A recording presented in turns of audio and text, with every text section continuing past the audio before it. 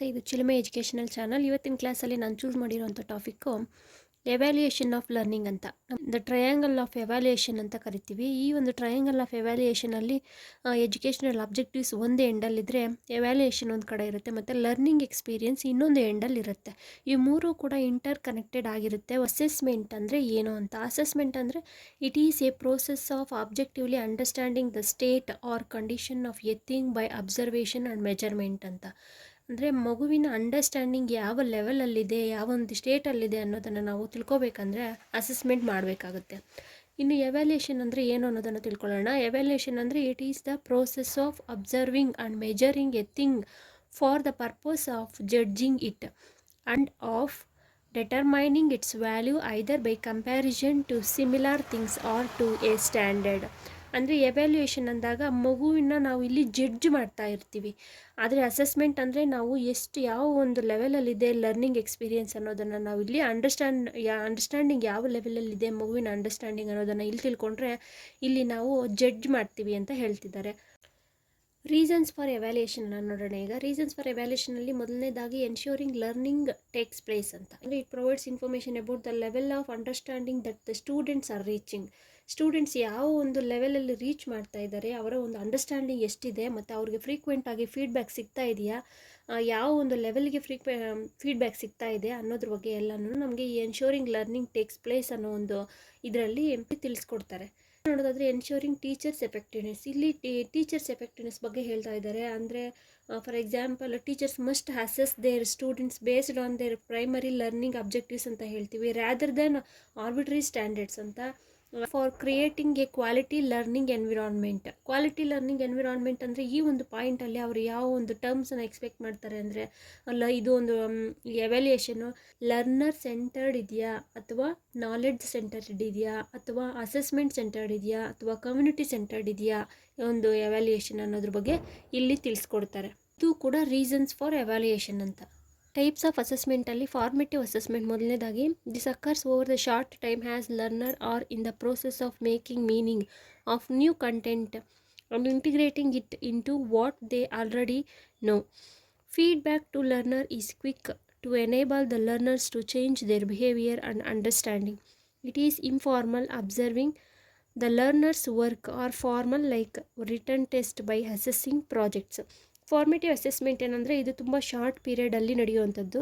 ಅದರ ಜೊತೆಗೆ ನಾವು ಇದನ್ನು ಯಾವ್ಯಾವ ರೀತಿ ಮಾಡ್ಬೋದು ಅಂದರೆ ನಾವು ಡೈರೆಕ್ಟಾಗಿ ಲರ್ನರನ್ನು ಅಬ್ಸರ್ವ್ ಮಾಡ್ಬೋದು, ಲರ್ನರ್ ವರ್ಕನ್ನು, ಅಥವಾ ಒಂದು ರಿಟರ್ನ್ ಟೆಸ್ಟಾಗಿ ಕೊಡ್ಬೋದು, ಅಥವಾ ಪ್ರಾಜೆಕ್ಟ್ಸನ್ನು ಕೊಡ್ಬೋದು. ಆ ರೀತಿ ಬೇಕಾದರೂ ನಾವು ಫಾರ್ಮೇಟಿವ್ ಅಸೆಸ್ಮೆಂಟನ್ನು ಮಾಡ್ಬೋದು, ಟೆಸ್ಟನ್ನು ಕಂಡಕ್ಟ್ ಮಾಡ್ಬೋದು, ಆ ರೀತಿ ಆದರೂ ನಾವು ಮಾಡ್ಬೋದು.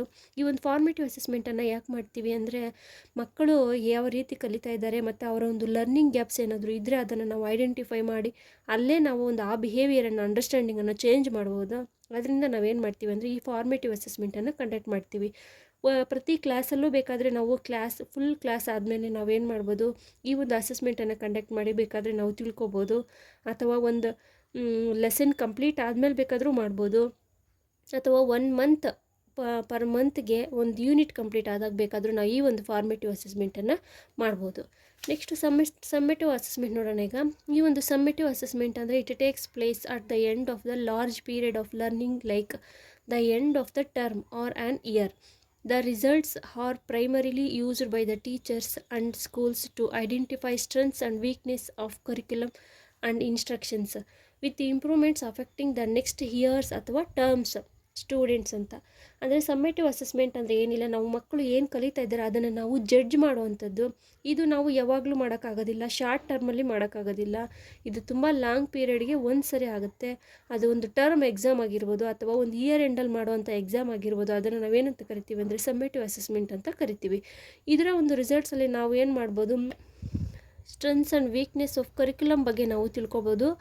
ಅದನ್ನು ನಾವು ಏನು ಮಾಡ್ಬೋದು, ನೆಕ್ಸ್ಟ್ಗೆ ಅದರ ಬಗ್ಗೆ ನಾವು ತಿಳುವಳಿಕೆ ಕೊಟ್ಟು ಅದನ್ನು ಇಂಪ್ರೂವ್ಮೆಂಟ್ ಮಾಡೋದಕ್ಕೆ ಇದು ಸಾಧ್ಯ ಆಗುತ್ತೆ ಈ ಒಂದು ಸಮ್ಮೇಟಿವ್ ಅಸೆಸ್ಮೆಂಟಲ್ಲಿ. ಇದರ ಜೊತೆಗೆ ನಾವು ಮಕ್ಕಳನ್ನು ಒಂದು ಕ್ಲಾಸಿಂದ ಇನ್ನೊಂದು ಸ್ಟ್ಯಾಂಡರ್ಡಿಂದ ಇನ್ನೊಂದು ಸ್ಟ್ಯಾಂಡರ್ಡ್ಗೆ ಬಡ್ತಿಯನ್ನು ಕೊಡೋದಕ್ಕೆ, ಇನ್ನೊಂದು ತರಗತಿಗೆ ನಾವು ಬಡ್ತಿ ಕೊಡೋದಕ್ಕೆ ಈ ಒಂದು ಸಮ್ಮೇಟಿವ್ ಅಸೆಸ್ಮೆಂಟನ್ನು ನಾವು ಬಳಸ್ಬೋದು. ನೆಕ್ಸ್ಟ್ ನೋಡೋದಾದರೆ ಪೋರ್ಟ್ಫೋಲಿಯೋ ಅಂತ. ಪೋರ್ಟ್ಫೋಲಿಯೋ ಅಂದರೆ ಏನಂದರೆ this is also called an interim assessment. This takes place occasionally over a long period of time. Feedback to the learner is more formal, using tools for assessments like projects, written assignments and tests. ಅಂದರೆ ಇದು portfolio ಅಂದರೆ ಇದು ಮಧ್ಯಂತರವಾಗಿ ನಡೆಯುವಂಥದ್ದು. ಮಧ್ಯಂತರ ಅಂದರೆ ಇವಾಗ teaching learning process ಏನಿದೆ ಅದರಲ್ಲಿ ನಡುವೆ ಯಾವಾಗಲಾದರೂ ನಾವೇನು ಮಾಡ್ತೀವಿ, ಈ ಪೋರ್ಟ್ಫೋಲಿಯೋ ಅಸೆಸ್ಮೆಂಟನ್ನು ಕಂಡಕ್ಟ್ ಮಾಡ್ತೀವಿ. ಅಂದರೆ ಫಾರ್ ಎಕ್ಸಾಂಪಲ್ ರಿಟರ್ನ್ ಅಸೈನ್ಮೆಂಟ್ಸ್ ಆಗಿರ್ಬೋದು, ಟೆಸ್ಟ್ಸ್ ಆಗಿರ್ಬೋದು, ಪ್ರಾಜೆಕ್ಟ್ಸ್ ಆಗಿರ್ಬೋದು. ಬಟ್ ಇದನ್ನು ಯಾವಾಗಲೂ ಕಂಡಕ್ಟ್ ಮಾಡೋದಿಲ್ಲ ನಾವು. ತುಂಬ ಲಾಂಗ್ ಪೀರಿಯಡ್ ಆಫ್ ಟೈಮಲ್ಲಿ ಅಕೇಶನಲ್ಲಿ ಯಾವಾಗಲಾದರೂ ಆಗಾಗ ನಡುವೆ ಒಮ್ಮೊಮ್ಮೆ ನಾವೇನು ಮಾಡ್ತೀವಿ, ಈ ಪೋರ್ಟ್ಫೋಲಿಯೋ ಅಸೆಸ್ಮೆಂಟನ್ನು ಕಂಡಕ್ಟ್ ಮಾಡ್ತೀವಿ. ಈ ಎವ್ಯಾಲ್ಯೂಷನ್ಗೆ ಬೇಕಾಗಿರೋಂಥ ಕೆಲವೊಂದು ಟರ್ಮ್ಸ್ ಇದೆ ಇಲ್ಲಿ. ಆ ಟರ್ಮ್ಸ್ ಬಗ್ಗೆ ತಿಳ್ಕೊಳ್ಳೋಣ. ಅಸೆಸ್ಮೆಂಟ್ ಫಾರ್ ಲರ್ನಿಂಗ್ ಅಂತ, ಇದ್ರ ಬಗ್ಗೆ ಕೂಡ ಕ್ವಶನ್ಸ್ ಕೇಳ್ತಿದ್ದಾರೆ ಎಕ್ಸಾಮಲ್ಲಿ, ಅದಕ್ಕೋಸ್ಕರ ಇದನ್ನು ತೊಗೊಂಡಿದ್ದೀನಿ. ಅಸೆಸ್ಮೆಂಟ್ ಫಾರ್ ಲರ್ನಿಂಗ್ ಅಂದರೆ ಏನು ಅಂತ ನೋಡೋಣ. It is the process of looking for and interpreting evidence for use by learners and their teachers to decide where the learners are in their learning, and this is also known as formative assessment. ಅವರು ಆಪ್ಷನ್ಸಲ್ಲಿ ಡೈರೆಕ್ಟಾಗಿ ನೋಡಿ assessment for learning ಅಂದರೆ ಏನು ಅಂತ ಕೇಳಿದಾಗ ಅಲ್ಲಿ ಆಪ್ಷನ್ಸಲ್ಲಿ formative assessment, summative assessment, portfolio ಈ ರೀತಿ ಕೊಟ್ಟಾಗ ನೀವೇನು ಮಾಡಬೇಕು, ಫಾರ್ಮೇಟಿವ್ ಅಸೆಸ್ಮೆಂಟ್ ಅಂತ ಬರೀಬೇಕು. ಇವಾಗ ಅಸೆಸ್ಮೆಂಟ್ ಫಾರ್ ಲರ್ನಿಂಗ್ ಅಂದರೆ ಏನು ಅಂತ ತಿಳ್ಕೊಳ್ಳೋಣ. ಅಂದರೆ ಇದು ಮಕ್ಕಳು ಯಾವ ಒಂದು ಲೆವೆಲಲ್ಲಿ ಇದ್ದಾರೆ, ಅವರ ಒಂದು ಲರ್ನಿಂಗಲ್ಲಿ ಎಲ್ಲಿದ್ದಾರೆ, ಯಾವ ಒಂದು ಪ್ಲೇಸಲ್ಲಿದ್ದಾರೆ ಅನ್ನೋದ್ರ ಬಗ್ಗೆ ನಾವು ತಿಳ್ಕೊಳ್ಳೋ ಅಂಥದ್ದು. Where the learners are in their learning ಅಂದರೆ ಅವರ ಒಂದು ಲರ್ನಿಂಗಲ್ಲಿ ಅವರು ಎಲ್ಲಿದ್ದಾರೆ, ಅವರು ತುಂಬ ಮುಂದಕ್ಕೆ ಹೋಗಿದ್ದಾರಾ ಅಥವಾ ತುಂಬ ಬ್ಯಾಕ್ ಇದ್ದಾರಾ, ಇನ್ ಬಿಟ್ವೀನ್ ಗ್ಯಾಪ್ಸ್ ಇದೆಯಾ, ಅದನ್ನು ಹೇಗೆ ಫಿಲ್ ಮಾಡಬೇಕು ಅನ್ನೋದ್ರ ಬಗ್ಗೆ ಎಲ್ಲ ಇಲ್ಲಿ ತಿಳಿಸ್ಕೊಡ್ತಾರೆ. ಅಂದರೆ ಅಸೆಸ್ಮೆಂಟ್ ಆಫ್ ಲರ್ನಿಂಗ್ ಅಂತ.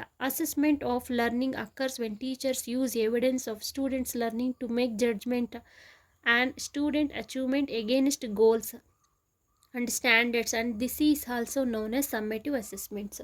ಅಂದರೆ ಈ ಒಂದು ಅಸೆಸ್ಮೆಂಟಲ್ಲಿ ನಾವೇನು ಮಾಡ್ತೀವಿ, ಮಕ್ಕಳನ್ನು ಜಡ್ಜ್ ಮಾಡ್ತಾವೆ. Judging is nothing but summative assessment ಅಂತ. ಅದೇ ನಾವು ಮಕ್ಕಳ ಒಂದು ಅಂಡರ್ಸ್ಟ್ಯಾಂಡಿಂಗನ್ನು ತಿಳ್ಕೊಳೋದಕ್ಕೆ ಮಾಡೋವಂಥದ್ದು ಫಾರ್ಮೇಟಿವ್ ಅಸೆಸ್ಮೆಂಟು. ಅವರ ಒಂದು ಎಲ್ಲಿದ್ದಾರೆ ಅವರು, ವೇರ್ ದೇ ಆರ್ ಎಕ್ಸಾಕ್ಟ್ಲಿ ಅನ್ನೋದನ್ನು ತಿಳ್ಕೊಬೇಕಂದ್ರೆ ಫಾರ್ಮೇಟಿವ್. ಅದೇ ಅವರ ಒಂದು ಲರ್ನಿಂಗನ್ನು ನಾವು ಜಡ್ಜ್ ಮಾಡ್ತಾ ಇದ್ದೀವಿ ಅಂದಾಗ ಬರುವಂಥದ್ದು ಸಮ್ಮೇಟಿವ್ ಅಸೆಸ್ಮೆಂಟು. ಈ ಒಂದು ಅಸೆಸ್ಮೆಂಟ್ ಆಫ್ ಲರ್ನಿಂಗನ್ನು ನಾವು ಸಮ್ಮೇಟಿವ್ ಅಸೆಸ್ಮೆಂಟ್ ಅಂತ ಕೂಡ ಕರಿತೀವಿ. ಇದು ನಿಮಗೆ ಜ್ಞಾಪಕ ಇರಬೇಕಾಗುತ್ತೆ. ನೆಕ್ಸ್ಟ್ ಅಸೆಸ್ಮೆಂಟ್ ಹ್ಯಾಸ್ ಲರ್ನಿಂಗ್ ಅಂತ. It is nothing but feedback to learner ಅಂತಲೇ ಹೇಳ್ಬೋದು ನಾವು. This is the use of a task or an activity which helps the student to use assessments to improve their own understanding. ಮಕ್ಕಳ ಒಂದು own understanding improve ಮಾಡ್ಕೊಳ್ಳೋದಕ್ಕೋಸ್ಕರ ಅವರ ಒಂದು task, ಒಂದು activity ಹೆಲ್ಪನ್ನು ತಗೊಳ್ಳೋ ಅಂಥದ್ದು, ಅದನ್ನು ನಾವು ಏನಂತ ಕರಿತೀವಿ, ಅಸೆಸ್ಮೆಂಟ್ ಹ್ಯಾಸ್ ಲರ್ನಿಂಗ್ ಅಂತ ಕರಿತೀವಿ. ನೆಕ್ಸ್ಟ್ ನೋಡೋದಾದರೆ ಸ್ಕೂಲ್ ಬೇಸ್ಡ್ ಅಸೆಸ್ಮೆಂಟ್, SBA. ಇದ್ರ ಬಗ್ಗೆ ನಿಮ್ಗೆ ಗೊತ್ತಿರುತ್ತೆ. This form of assessment is performed at the school level by teachers and educators, and it is done fully in the school based and guidelines by the board of education to which the school is affiliated. ಅಂದರೆ ಈ school based assessment ಅಂದರೆ ಕಂಪ್ಲೀಟಾಗಿ ಅದು school ಲೆವೆಲಲ್ಲೇ ನಡೆಯುವಂಥದ್ದು. ಅದೊಂದು state ಲೆವೆಲಲ್ಲೋ, ಅದೊಂದು district ಲೆವೆಲಲ್ಲೋ, taluk ಲೆವೆಲಲ್ಲೋ ನಡೆಯುವಂಥದ್ದಲ್ಲ. ಅದು ಒಂದು school ಲೆವೆಲಲ್ಲಿ ನಡೆಯುವಂಥದ್ದು. ಅದನ್ನು ಡಿಸೈಡ್ ಮಾಡುವಂಥವ್ರು ಟೀಚರ್ಸು ಮತ್ತು ಎಜುಕೇಟರ್ಸ್ ಆಗಿರ್ತಾರೆ. ಆ ಒಂದು ಗೈಡ್ಲೈನ್ಸ್ ಮೇಲೆ ಕೆಲಸ ಮಾಡುತ್ತೆ. ಅಂದರೆ ಬೋರ್ಡ್ ಆಫ್ ಎಜುಕೇಷನ್ ಗೈಡ್ಲೈನ್ಸ್ ಮೇಲೆ ಇದು ಕೆಲಸ ಮಾಡುತ್ತೆ ಅಂತ. ನೆಕ್ಸ್ಟ್ ನೋಡೋದಾದರೆ continuous and comprehensive evaluation, CCE. CCE is a form of school based assessment that focuses on the development of both scholastic and scholastic areas of children's learning. ಅಂದರೆ ಇದು ಕೊಲಾಸ್ಟಿಕ್ ಮತ್ತು scholastic ಪಠ್ಯ ಮತ್ತು ಪಠ್ಯೇತರ ಚಟುವಟಿಕೆಗಳು ಎರಡರ ಒಂದು ಮೆಜರನ್ನು ಕೂಡ ನಾವು ಎವ್ಯಾಲ್ಯೂಯೇಷನನ್ನು ಈ ಒಂದು ಕಂಟಿನ್ಯೂಸ್ ಆ್ಯಂಡ್ ಕಾಂಪ್ರಹೆನ್ಸಿವ್ ಎವ್ಯಾಲ್ಯೂಯೇಷನ್ ಅಂತ ಕರಿತೀವಿ. It considers assessment as the method of motivating children to improve their future performance. ಅಂದರೆ ಈ ಒಂದು CCEನಲ್ಲಿ ಯಾವೆಲ್ಲ ಟರ್ಮ್ಸ್ ಇನ್ಕ್ಲೂಡ್ ಆಗಿರುತ್ತೆ ಅಂತ. ಮಕ್ಕಳನ್ನು ಮೋಟಿವೇಟ್ ಮಾಡೋದಕ್ಕೆ ಏನು ನಾವು ಅಸೆಸ್ಮೆಂಟ್ಸ್ ಮಾಡ್ತೀವಿ ಅದೆಲ್ಲವೂ ಕೂಡ ಅವರ ಒಂದು ಫ್ಯೂಚರ್ಗೆ, ಇಂಪ್ರೂವ್ಮೆಂಟ್ಗೆ ಅದು ಹೆಲ್ಪ್ ಆಗುತ್ತೆ ಅಂತ ಹೇಳ್ತಿದ್ದಾರೆ. ಸಮ್ಮೇಟಿವ್ ಅಸೆಸ್ಮೆಂಟ್ ಅಂದರೆ ಒಂದು ಇಯರಲ್ಲಿ ಏನು ನಾವು ಮಾಡ್ತೀವಿ, ಯಾವೆಲ್ಲ ಅಸೆಸ್ಮೆಂಟ್ಸನ್ನು ಮಾಡ್ತೀವಿ ಅಂತ ಹೇಳ್ತಿದ್ದಾರೆ. ಸಮ್ಮೇಟಿವ್ ಅಸೆಸ್ಮೆಂಟ್ ಇರುತ್ತೆ, ಅಂದರೆ at the end of the year ಅಥವಾ at the end of the term ಅಂತಲೇ ಹೇಳ್ಬೋದು. And two formal formative assessments ಅಂತ, FA ಅಂತ. ಈ ಸ್ಕೂಲಲ್ಲಿ ವರ್ಕ್ ಮಾಡೋರಾದರೆ ಇದು ನಿಮಗೆ ಗೊತ್ತಿರುತ್ತೆ. FA 1 ಅಂತ ಮಾಡ್ತೀವಿ, FA 2 ಅಂತ ಮಾಡ್ತೀವಿ. R conducted in each subject. ಪ್ರತಿಯೊಂದು ಸಬ್ಜೆಕ್ಟಲ್ಲೂ ನಾವು ಅದನ್ನು ಕಂಡಕ್ಟ್ ಮಾಡ್ತೀವಿ. ಫಾರ್ಮೇಟಿವ್ ಅಸೆಸ್ಮೆಂಟ್ಸನ್ನು ಮಾಡಿದ್ರೆ ಒಂದು ಸಮ್ಮೇಟಿವ್ ಅಸೆಸ್ಮೆಂಟನ್ನು ಮಾಡ್ತೀವಿ. ಅಂದರೆ SA 1 ಮಾಡ್ತೀವಿ, FA 2 ಮಾಡ್ತೀವಿ ಅಂತ ಹೇಳ್ತಿದ್ದಾರೆ. ನೆಕ್ಸ್ಟ್ ನೋಡೋದಾದರೆ ಇದರಲ್ಲಿರೋಂಥ ಇನ್ನೊಂದು ಪಾಯಿಂಟು ಫಾರ್ಮೇಟಿವ್ ಅಸೆಸ್ಮೆಂಟ್ಸು ಯಾವ ರೀತಿ ಮಾಡ್ತೀವಿ ಅಂತ ಕೇಳ್ತಾ ಇದ್ದಾರೆ. ಇದರಲ್ಲಿ ಏನೆಲ್ಲ ಇನ್ವಾಲ್ವ್ ಆಗಿರುತ್ತೆ ಅಂದರೆ monitoring the progress of children through class work include ಆಗಿರುತ್ತೆ, ಹೋಮ್ ಅಸೈನ್ಮೆಂಟ್ಸ್ ಇನ್ಕ್ಲೂಡ್ ಆಗಿರುತ್ತೆ, ಕ್ವಿಝಸ್ ಇರುತ್ತೆ, ಪ್ರಾಜೆಕ್ಟ್ಸ್ ಎಕ್ಸೆಟ್ರಾ ಎಲ್ಲವೂ ಕೂಡ ಈ ಒಂದು ಫಾರ್ಮೇಟಿವ್ ಅಸೆಸ್ಮೆಂಟ್ಸಲ್ಲಿ ಇನ್ಕ್ಲೂಡ್ ಆಗಿರುತ್ತೆ. ಇನ್ನು ಸಮ್ಮೇಟಿವ್ ಅಸೆಸ್ಮೆಂಟ್ ಅಂದರೆ ಗೊತ್ತಿದೆ ನಿಮಗೆ, ಅದನ್ನು ಜಡ್ಜ್ ಮಾಡೋವಂಥದ್ದು, ಅದನ್ನು ನಾವೇನಂತ ಕರಿತೀವಿ ಅಂದರೆ ಸಮ್ಮೇಟಿವ್ ಅಸೆಸ್ಮೆಂಟ್. ಇಷ್ಟು ಇವತ್ತಿನ ಕ್ಲಾಸು. ನೆಕ್ಸ್ಟ್ ಕ್ಲಾಸಲ್ಲಿ ನಾನು ಇನ್ನೊಂದು ಹೊಸ ಟಾಪಿಕನ್ನು ತಗೊಂಡು ನಿಮಗೆ ತಿಳಿಸ್ಕೊಡ್ತೀನಿ. ಹೆಚ್ಚಿನ ವಿಡಿಯೋಗಳಿಗಾಗಿ ಚಿಲುಮೆ ಎಜುಕೇಷನ್ ಚಾನಲ್ನ ಶೇರ್ ಮಾಡಿ, ಲೈಕ್ ಮಾಡಿ ಮತ್ತು ಸಬ್ಸ್ಕ್ರೈಬ್ ಮಾಡಿ. Thanks for watching.